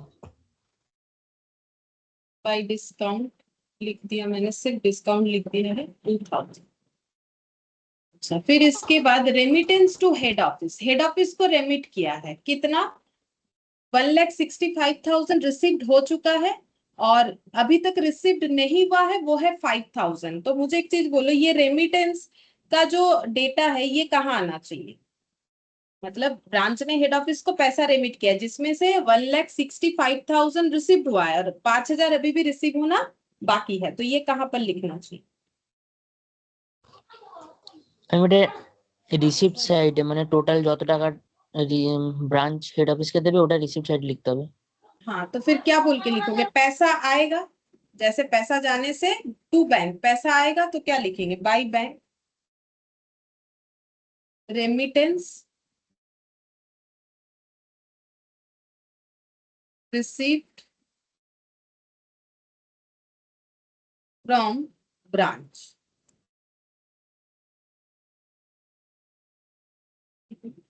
तो देखो ब्रांच क्या क्या रेमिट कर सकता है, तो ये जो रेमिटेंस कर रहा है, तो पहला बात है मुझे एक चीज और बताओ कि यहाँ पर तो बोला है 165 ब्रांच ने भेजा है, लेकिन अभी तक बस 5,000 ही जाके पहुंचा है, लेकिन ब्रांच टोटल कितना भेज सकता है, कैश सेल का 45,000 भेज सकता है, क्रेडिट सेल का जो 1,30,000 है उसमें से कस्टमर से जितना उसे कलेक्ट होगा उतना ही भेज सकता है। बोलो ये बात समझ में आता है, मतलब रेमिटेंस का मुझे डेटा जरूर दे दिया है, लेकिन ब्रांच तो उतना ही भेज पाएगा ना जितना उसके पास कैश सेल किया है, तो वो पैसा है वो आराम से भेज सकता है, और बाकी क्रेडिट सेल का जितना कलेक्ट होगा उतना भेज सकता है।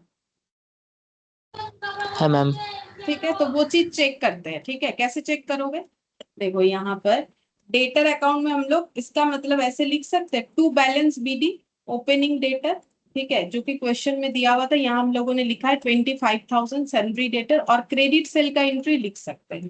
तो to sales credit sale debtor to sale का 1,30,000, ये देखो डेटर ने 1,30,000 का जो है डेटर को सेल किया गया है। रिटर्न फ्रॉम कस्टमर, तो ये बाई रिटर्न बोल के इधर आ जाएगा। रिटर्न आ जाएगा 3000, ठीक है। अच्छा, अब यहाँ पर और क्या आना चाहिए, डेटर से जो पैसा मिला है वो आएगा जरूर। क्यों, देखो डेटर से पैसा मिला, इस बात का कंफर्मेशन क्या है कि ब्रांच 1,65,000 भेज चुका है हेड ऑफिस को, जबकि वो कैश सेल का तो उसके पास 45 ही था, ठीक है।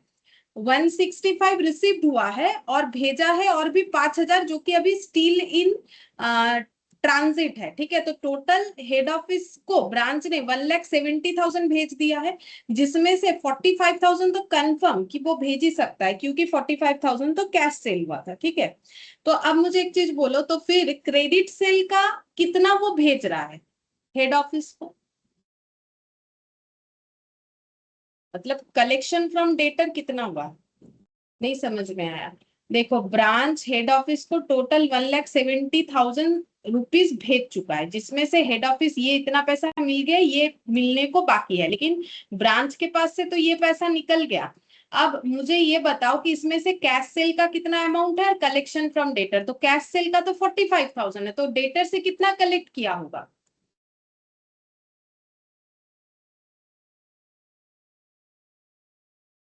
Ma'am 45,000 cash sales. Cash sale তো ডেটারের কালেকশন না, ক্যাশ সেল তো ইনস্ট্যান্ট পাওয়া যায়, 45,000 টাকা তো ইনস্ট্যান্ট পেয়েছে, টোটালও 1,70,000 টাকা হেড অফিসকে পাঠিয়েছে, তার মধ্যে 45,000টা তো পাঠানো কোনো ব্যাপার নয় ওর কাছে, কারণ 45,000-এর ক্যাশ তো পেয়ে গেছিল, তাহলে বাকি টাকা যেটা পড়ে থাকবে ওটাই তো ডেটার থেকে কালেক্ট করেছে, তার মানে কত হচ্ছে সেটা।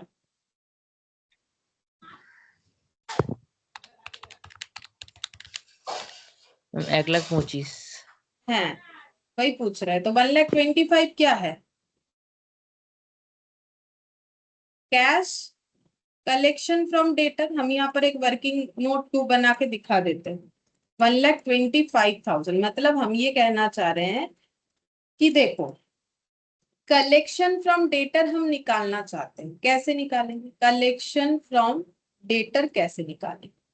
तो देखो, हेड ऑफिस को ब्रांच उतना ही पैसा भेज सकता है जितना उसके पास अवेलेबल हो, तो टोटल रेमिटेंस, ठीक है। तो टोटल रेमिटेंस कितना है, तो हेड ऑफिस को ब्रांच ने 1,65,000 प्लस 5,000 भेजा है, जिसमें से 5,000 कैश इन ट्रांजिट है, मतलब अभी तक हेड ऑफिस के पास पहुंचा नहीं है, रास्ते में है, मतलब ये रहा ब्रांच, ठीक है।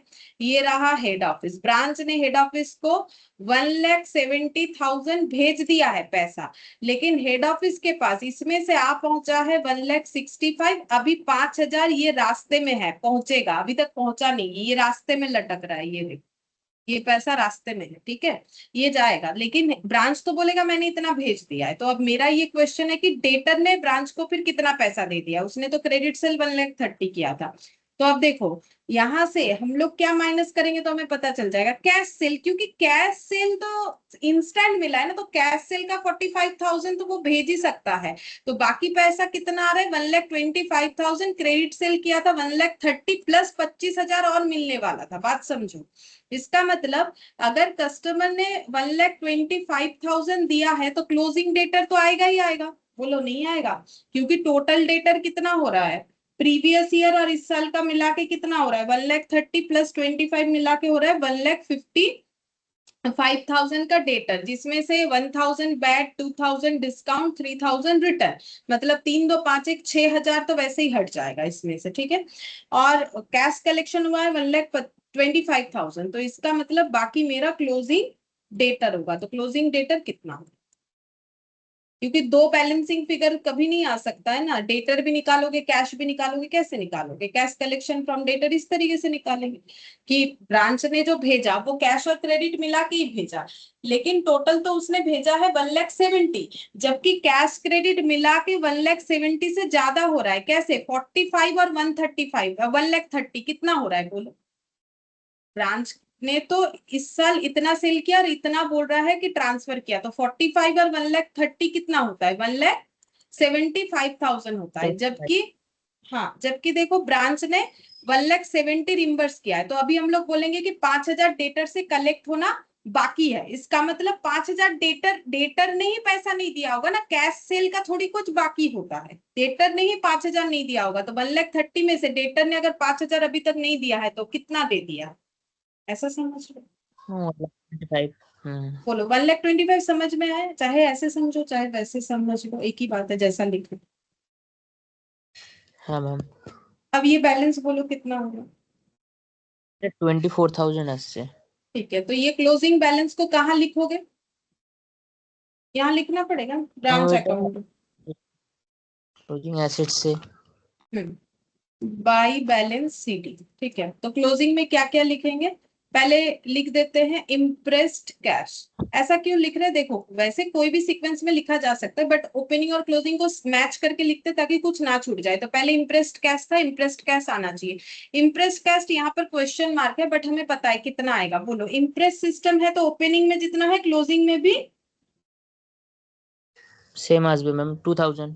2,000। ठीक है। अच्छा, उसके बाद सन्ड्री डेटर, तो डेटर तो अभी निकाला। वर्किंग नोट नंबर 1 से कितना है? 24,000। 24,000। इसके बाद आ जाएगा स्टॉक, अगर कुछ है तो देखते हैं। दो तरीके का स्टॉक है। अच्छा, ट्रांसफर फ्रॉम हेड ऑफिस का स्टॉक है 15 और डायरेक्ट परचेस का 10।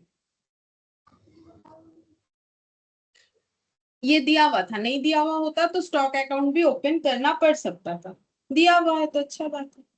15,000 और डायरेक्ट परचेस, डायरेक्ट परचेस है 10,000। तो देखो यहाँ 4 क्लोजिंग, यहाँ भी एसेट का 4 ओपनिंग, सेम चीज ही लिखा हुआ है। मतलब इम्प्रेस्ड कैश का भी ओपनिंग क्लोजिंग, डेटर का भी, स्टॉक का भी, दो तरीके का हो गया। अच्छा, अब देखो ब्रांच ने जो रेमिट किया है वो हमें यहाँ पर लिखना पड़ेगा। तो रेमिटेंस कितना मिला है हमें ब्रांच से? कैश सेल का क्या क्या मिलेगा, तो ये हाइफन देके लिख रहा है, कैश सेल का हमें रेमिटेंस मिलेगा। ये बाई बोल के एंट्री नहीं लिखा है, बाई बैंक लिखा है, उसके अंडर लिख रहा है हमें जो रेमिटेंस होगा कैश सेल का कितना हुआ है 45,000। और डेटर से जो कलेक्शन हुआ है वो उन्होंने दिया है, तो कलेक्शन फ्रॉम डेटर कितना हुआ?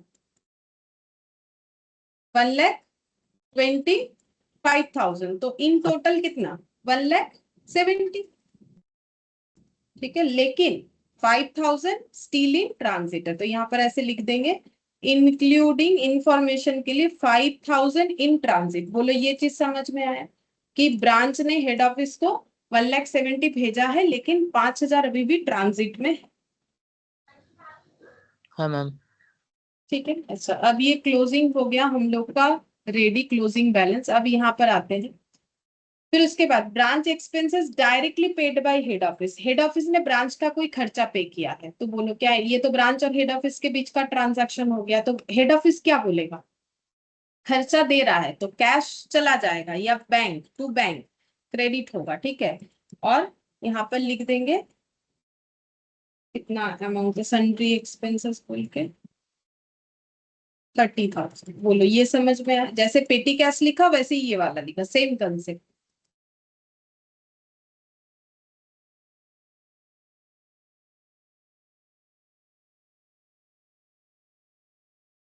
ठीक है। मैम अब देखो हम लोग एक पेटी कैश अकाउंट भी बनाएंगे। क्यों बनाएंगे? देखो यहाँ पर लिखते हैं वर्किंग नोट 3, मेमो पेटी कैश एक्सपेंस। नहीं, एक्सपेंस नहीं, ये कैश अकाउंट है, मतलब एसेट अकाउंट है। तो ओपनिंग क्लोजिंग तो हमें पता है 2,000 2,000। To balance BD 2,000।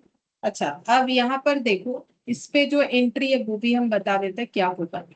जैसे कि बोला है transfer from head office for petty cash expenses 4,000, तो यहाँ पर लिख देते हैं to transfer from head office. तो हेड ऑफिस ने पहले 2,000 भेजा था, अभी 4,000 भेजा है, तो टोटल कितना हो गया 6,000। ठीक है, और ब्रांच ने कितना पेटी एक्सपेंसेस पे किया है वो तो ये देखो पेटी कैश एक्सपेंसेस 4,000। तो पेटी कैश एक्सपेंसेस कौन पे करता है? हेड ऑफिस ही करता है ना, ब्रांच के बिहाफ में वही तो पैसा भेजता है। तो पेटी कैश में एंट्री क्या होगा? पेटी कैश एक्सपेंसेस का, जैसे हम लोग यहाँ डेटर का नॉर्मल एंट्री कर रहे हैं डिस्काउंट टू डेटर, वैसे पेटी कैश एक्सपेंसेस का क्या एंट्री होगा? By expenses. Made by branch, branch पे करता है लेकिन पैसा हेड ऑफिस देता है, कितने का? 4000, ठीक है। तो फिर यहाँ पर क्लोजिंग बैलेंस आ जाएगा हम लोग का, देखो 2000 ही आ जाएगा, ठीक है। वैसे भी अगर ये हम लोग नहीं भी करते, हमें पता है वो 2000 आएगा, लेकिन ये जो 4000 का खर्चा है ये हम लोगों ने लिखा है, वो देखते हैं। हाँ लिखा है, ये देखो 4000 का खर्चा, ठीक है। तो ये नहीं भी बनाओगे तो भी चलेगा, 2000 तो हम लोग वैसे भी कैलकुलेट करके लिख ही सकते हैं। ठीक है, चलो अब इसको क्लोज करो, क्लोज करके देखो प्रॉफिट हो रहा है कि लॉस।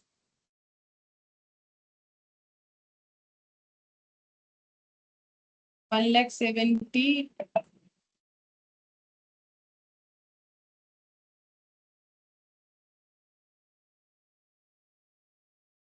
49,000, 49, 51 मतलब 2,21,000।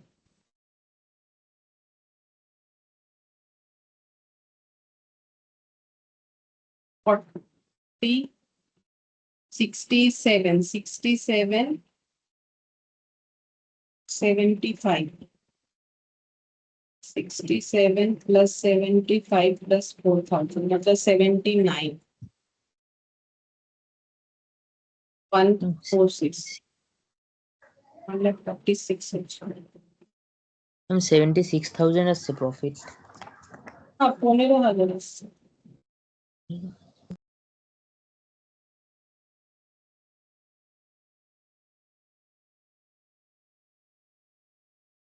এইবার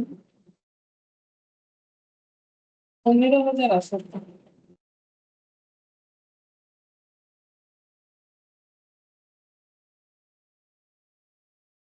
ও মনে হচ্ছে এটা লিখিনি নাকি, গুড সেন্ড টু ব্রাঞ্চটা মনে হচ্ছে লিখলাম দেখি। এটা 60,000, এটা রয়ে গেছে। তোমার কত হলো? 75, 76। 76, 75 হতে হবে, তবে এটা লিখে দিলে मैच हो जाएगा। 15,000 আছে। ये नहीं लिखे ना, good send to branch from head office, ये तो आएगा, ये लिखना भूल गए। कितना लिखे इसको, क्या लिखे? To goods send send to branch. Branch 60,000।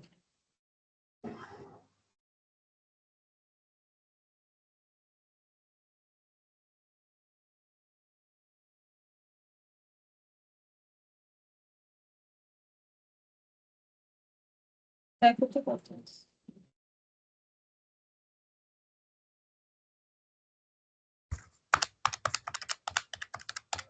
Ma'am 15,000 আসছে। 10,000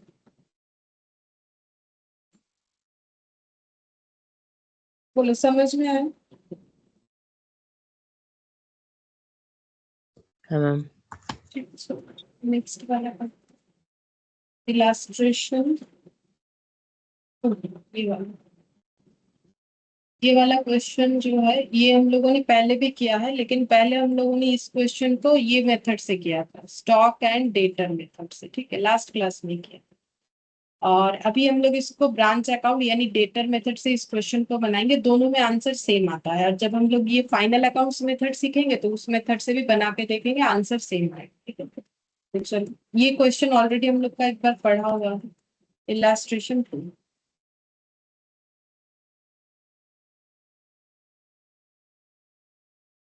नेक्स्ट क्वेश्चन,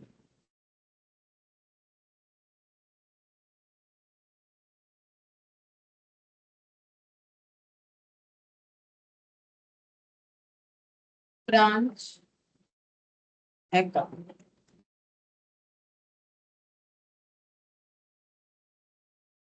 सबसे पहले बोल रहा है Bombay traders invoiced goods to its Delhi branch at cost, head office paid of the branch expenses from its bank account except petty cash expenses which were made by branch. तो branch petty cash expenses खुद पे करता है, बाकी सारा खर्चा head office पे करता है। All the cash collected by branch was banked on the same day. फिर बोल रहा है to the credit of the head office, अच्छा मतलब उसके बैंक अकाउंट में क्रेडिट हो जाता है। The following is the summary of the transaction. Opening balance, stock debtor petty cash लिख लेंगे सबसे पहले। To balance BD, stock debtor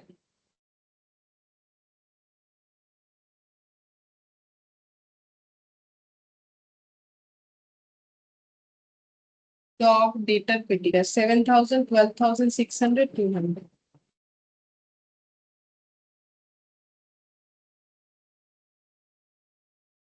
ये हो गया ओपनिंग एसेट। फिर बोल रहा है good sent from head office, तो ये लिखेंगे to good sent to branch 26,000।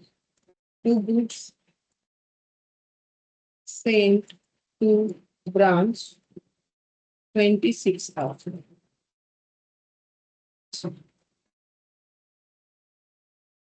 फिर बोल रहा है goods return to head office, तो ये हेड ऑफिस को रिटर्न आया है ब्रांच से, तो ये आना चाहिए कि नहीं आना चाहिए?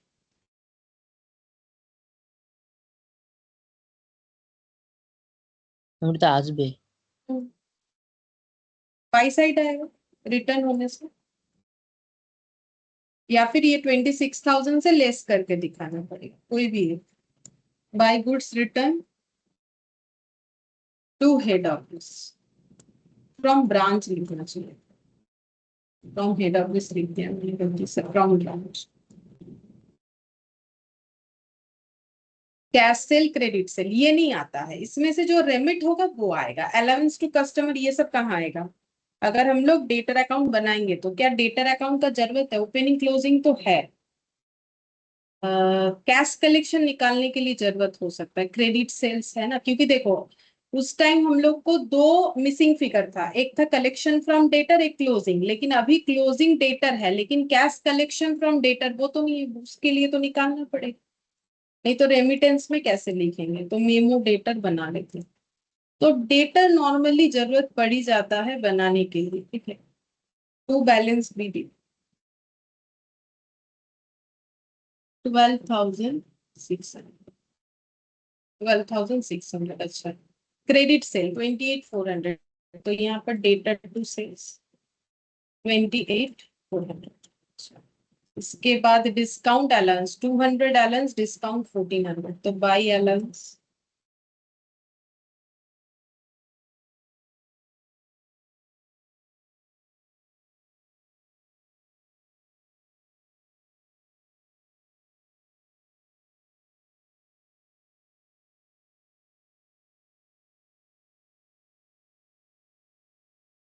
डिस्काउंट और अलाउंस हो गया। अच्छा, फिर इधर आते हैं बैड डेप्ट 600, रिटर्न 500।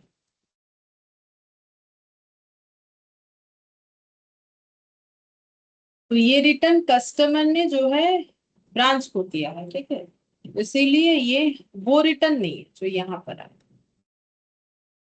तो ये हो गया रिटर्न, हो गया salary wages rent and taxes sundry expenses. तो बोलो ये सब खर्चा कौन पे करता है? बोला है कि पेटी एक्सपेंसेस छोड़ के सारा खर्चा हेड ऑफिस पे करता है ना, तो ये salary wages rent rate sundry expenses और cash receipt from sundry debtor, अच्छा ये दिया हुआ था, तब तो अकाउंट नहीं भी बनाने से होता। 28,500, ये बेकार है बनाना, फिर सब तो ম্যাম दिया ওইটা हुआ है। 1400 কোনটা? डिस्काउंट है 1400। तो इसका क्लोजिंग कितना आना चाहिए? हम लोग बिना कैलकुलेट किए ही बोल सकते हैं, सब दिया हुआ था, नहीं बनाना सकता। ये 9800 आना चाहिए जो दिया हुआ है, देख लो आ रहा है कि नहीं। आना तो चाहिए, ना बना लो तो 100 भी तो दिया है। 41, दोनों साइड 41,000, 600 400 1000 2000 2700 2700, 41,000। তো 1400 আর 600 2000 2700 এই পুরোটা মিলিয়ে তাহলে 28,500 2700 আর 9,800, 7 5 12 12 আর 8 20, 2 9, 2 2 4 4 আর এদিকে হয়ে গেল 9 10 11 12 13 13 14 15 16 17 18 19 20 21 এর 1 হাতের হলো 2, হ্যাঁ হচ্ছে তো। হ্যাঁ ম্যাম আসছে हम्म। 9,800। तो फिर ये नहीं भी बनाने से होता, सब दिया हुआ था, मैंने वो देखा नहीं कि 28,500 भी गिवन है, ठीक है, तो फिर रेमिटेंस भी लिख सकते हैं, ये क्वेश्चन तो आसान है बल्कि। तो रेमिटेंस को क्या लिखेंगे? Bye bye remittance. रेमिटेंस में क्या क्या है? तो कैश सेल रेमिट कर सकता है, ब्रांच और जितना डेटर से कलेक्ट किया।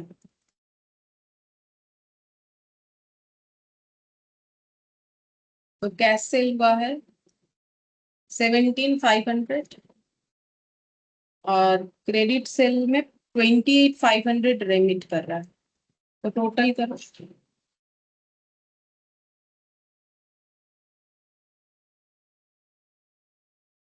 46,000।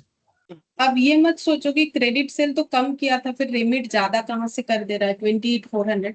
तो 28,400 किया था वो तो इस बार टोटल क्रेडिट सेल तो 41,000 है, जिसमें से हमें अब ये पैसा कभी कलेक्ट नहीं हो सकता है। क्यों? क्योंकि ये अलाउंस में चला गया, डिस्काउंट में, बैड डेट में, रिटर्न में। तो बाकी जो बचा वो तो रेमिट कर सकते हैं ना, लेकिन उसमें से सिर्फ 28,500 ही कर पा रहे हैं अभी तक, बाकी कलेक्शन नहीं हुआ। ठीक है। अच्छा, फिर नेक्स्ट देखते हैं यहाँ पर। ये जो खर्चा अभी जो बात किया मैंने, ये जो खर्चा salary, wages, rent, rates, taxes, sundry expenses, ये सब हेड ऑफिस पे करता है। तो हेड ऑफिस के पॉकेट से पैसा जाएगा तो हेड ऑफिस को एंट्री करेगा। सैलरी एंड वेजेस, ब्रांच के लिए जो भी खर्चा हेड ऑफिस को पे करना है वो तो एंट्री करेगा ना। 6,200 rent and rates, sundry expense 800, sundry expense, हाँ ये सब लिख दिया। क्लोजिंग डेटर और क्लोजिंग स्टॉक, पेटी कैश। अच्छा, डेटर का ये कैश रिसिप्ट, इसका भी एंट्री हो चुका है, मतलब यूज कर चुके हैं। By balance sheet, stock, debtor, petty cash. ठीक है, तो स्टॉक कितना है 6,500, डेटर 9,800, 6,500 9,800 और पेटी कैश है 100। तो ओपनिंग और क्लोजिंग पेटी कैश बराबर नहीं है, तो इसका मतलब ये हम लोग का इम्प्रेस्ड सिस्टम फॉलो नहीं होता होगा इसमें। ठीक है, ये जो समझाने के लिए बोल रही है, बाकी अब टोटल कर पता चल जाएगा प्रॉफिट लॉस।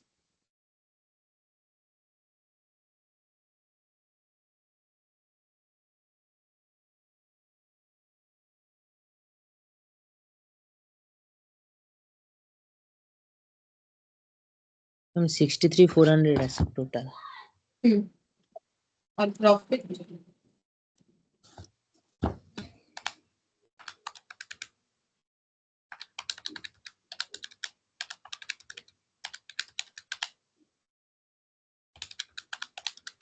Ma'am profit 9,400।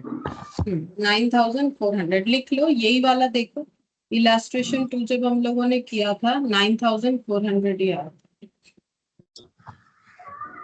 ये इलास्ट्रेशन 3 किया था पहले दिन, सेकेंड डे शायद किया था। आंसर हमेशा सही होता है। इलास्ट्रेशन 2, हाँ ये रहा, ये देखो 9,000, ब्रांच पीएल में दिखेगा, डेटा ये रहा 9,400। आंसर हमेशा सेम आता है, बट अगर कोई मेथड मेंशन कर दे तब तो वही फॉलो करना पड़ेगा ना, हम लोग तो दूसरा चीज फॉलो नहीं कर सकते हैं। बाकी नहीं बोलेगा तो डेटर मेथड टाइम बचाता है।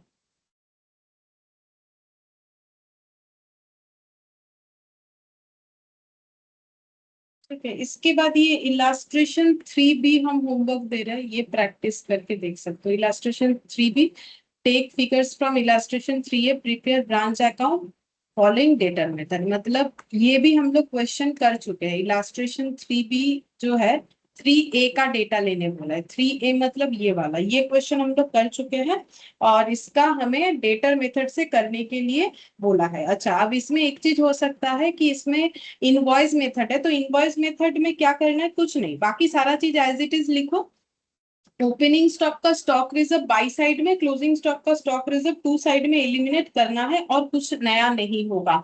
अगर वो नहीं भी कर पाते हो बाकी चीज तो लिखने आना चाहिए, मतलब बाकी चीज तो लिख लोगे, ये हम मान के चलते हैं। मतलब ये समझ में आता है तो बाकी चीज तो लिख ही लोगे। तो इलास्ट्रेशन 3B जो कि इलास्ट्रेशन 3A से रिलेटेड है, मतलब सेम क्वेश्चन, ठीक है।